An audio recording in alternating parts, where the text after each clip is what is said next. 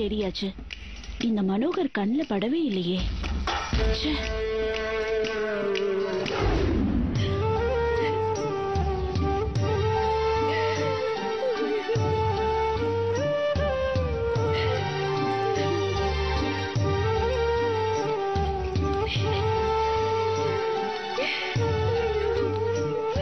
சிவா, என்னடா இப்படி பண்ணிட்ட?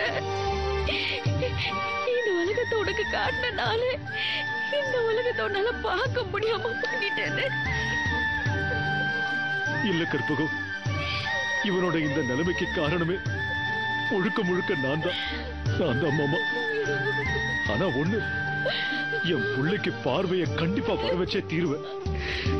இந்த உலகத்துல எந்த மூலையில இருக்கிற டாக்டர்னாலும் தேடி கண்டுபிடிச்சு எவ்வளவு கோடி செலவானாலும் சரி, என் பிள்ளைக்கு பார்வையை வர வச்சிருவேன்.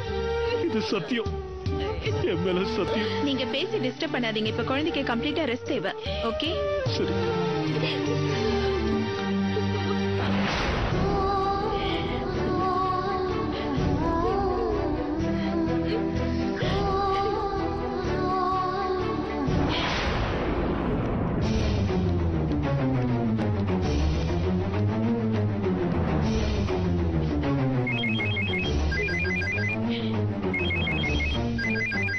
மனோ, பத்மா போன் பண்றா.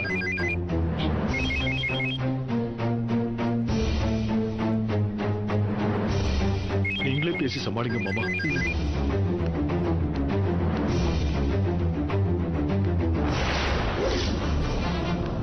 சொல்லு பத்மா. மாமா, நீங்க இப்ப எங்க இருக்கீங்க? ஏம்மா? அவரோட ஃப்ரெண்டோட குழந்தைக்கு ஆக்சிடென்ட் ஆயிடுச்சுன்னு ரொம்ப பதட்டமா கிளம்பி போனாரு.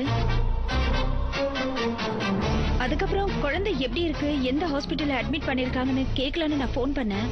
பட் அவர் இப்போ எதுவும் சொல்ல முடியாது, பேட்டரி லோவா இருக்குன்னு வச்சுட்டாரு.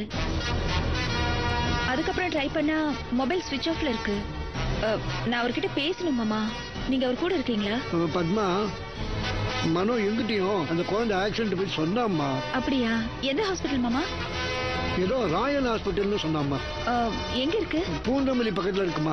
அப்படியா? எனக்கு கொஞ்சம் கரெக்டா அட்ரஸ் சொல்றீங்களா? நானும் அங்க வரேன். இப்ப நீ ஏன் பதட்டப்படுற?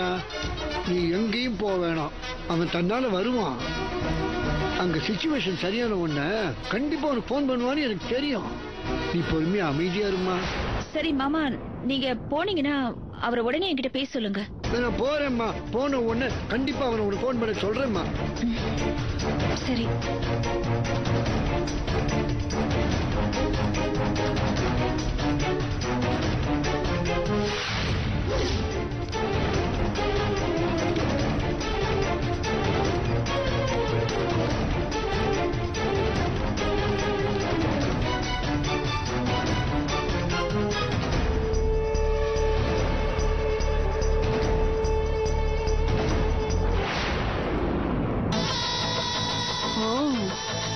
பத்மாவோட குழந்தைக்கு தான் பிரச்சனையா?